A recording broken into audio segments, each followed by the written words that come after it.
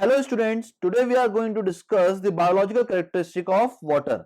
Now we had divided the biological characteristic into following parts, that is the pathogenic bacteria, non-pathogenic bacteria, aerobic bacteria, anaerobic bacteria as well as facultative bacteria. Now we can see one by one each and every bacteria in detail, starting with the pathogenic bacteria.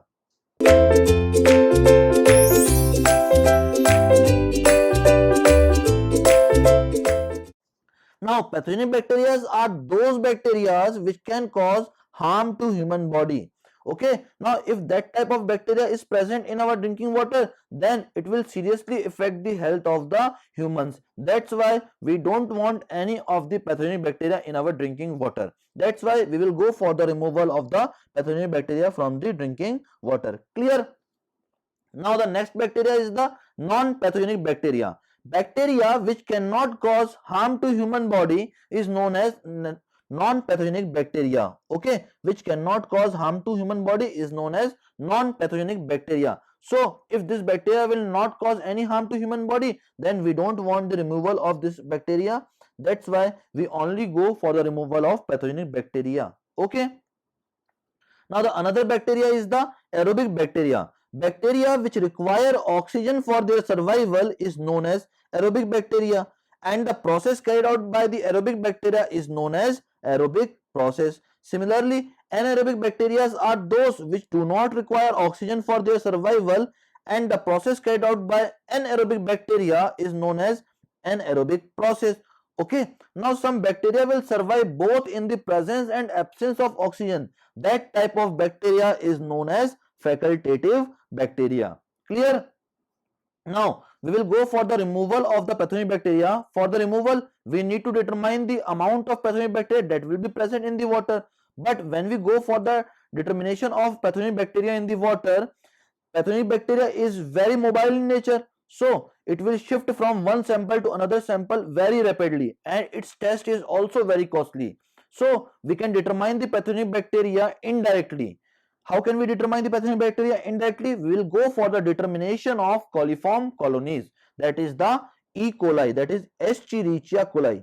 Now coliform colonies are of two types, that is E. coli and D. coli, Escherichia coli and Bacillus coli. But we will go for the determination of Escherichia coli. Why we want to remove that E. coli from the water? Because it is not a pathogenic bacteria, but it indicates probable presence of pathogenic bacteria in the water. What E. coli says? E. coli says that if I will be present in the water, then pathogenic bacteria will also be there. And if you want to remove all the pathogenic bacteria, just remove all the E. coli from the water. So we will go for the determination as well as the removal of E. coli. Now, E. coli is generally found in intestines of warm-blooded animal. Which type of animals are warm-blooded? Humans are generally warm-blooded animals. So, E. coli is generally found in intestines of humans. Clear? Now, it is very adaptive in nature and lasts longer. So, it will survive in the water for longer time interval. Clear?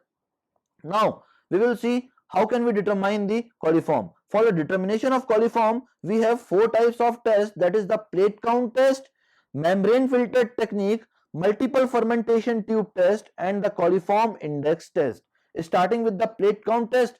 Now in the plate count test, we take 1 ml of sample water in which we generally have the information that E. coli will be present, and we want the determination of E. coli as well as the removal of E. coli. So we will take that sample of water as 1 ml and diluted it with the 99 ml of distilled water. When we dilute this water with 99 ml of distilled water, we take 1 ml of diluted water and mix it with 10 ml of agar of gelatin, which serves as a medium for the bacteria to ferment gas.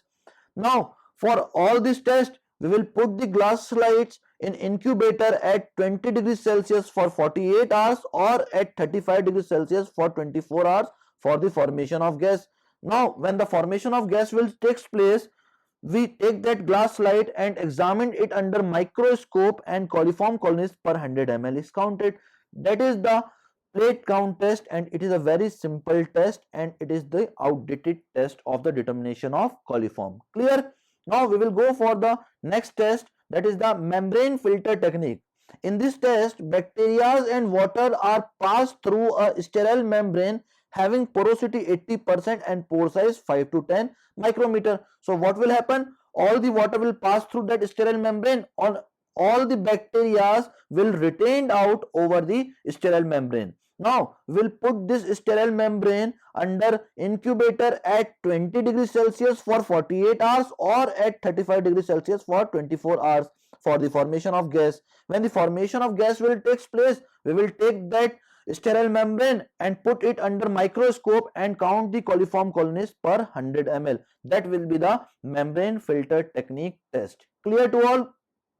Now we will go for the another test, which is the most important test, that is the multiple fermentation tube test. It is also known as most probable number test, and this test is discovered by McHardy. McHardy performed several tests on different dilution ratios, and depending upon the several tests, they had prepared a McHardy chart in which MPN value will be written for every positive set value. Okay, for every positive set value, MPN value will be written. Now what McHardy generally performed, they had taken 5 set of test tubes. Okay, 3 set of test tube containing in 5 test tube in each set. Okay, now in each set they had add 10 ml of water sample in the first 5 test tube, as well as 1 ml of water sample in the next 5 test tube,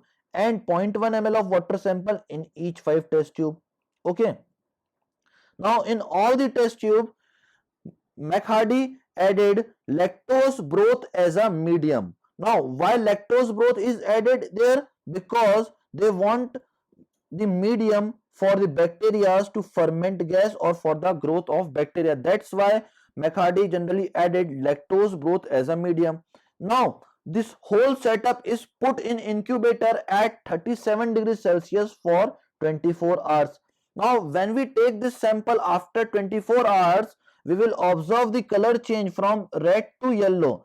In the test tube, which is showing the color change from red to yellow, in that test tube gases will be coming out, which will confirm the positive set. Okay, now in the test tube where the gases will not be coming out and where the color change is not observed, then that test tube will confirm the negative test. Okay, now in the figure, from the first 5 set of test tube, all the 5 test tube are giving the positive value, so we take the positive set as 5. Now in the next 5 test tube set, only 2 test tube will give the positive value, so we take the positive set as 2. Now in the next set of 5 test tube, no test tube will give the positive set, so we take the positive value as 0. Now we will check this positive set value from the McHardy chart and we can determine the MPN value. Suppose that for 520, MPN value will be given as 30. Now what is 30? 30 is the coliform colonies per 100 ml. It means that for this sample of water, 30 coliform colonies will be present in the water per 100 ml. Now if any coliform colony will be present in the water, then it will show the probable presence of pathogenic bacteria. In drinking water, we don't want any of the pathogenic bacteria, so drinking water must have MPN equals to 0. That is the multiple fermentation tube test performed by McHardy. Clear to all? Now we will go for the last test of the determination of coliform colonies, that is the coliform index test. It is defined as the reciprocal of smallest quantity of a sample which will give positive B. coli test. Suppose that if 50 ml of water will give the positive B. coli test, then the reciprocal of that will be the coliform index test. Clear to all? That is all about the biological characteristic of water. Thank you very much, students.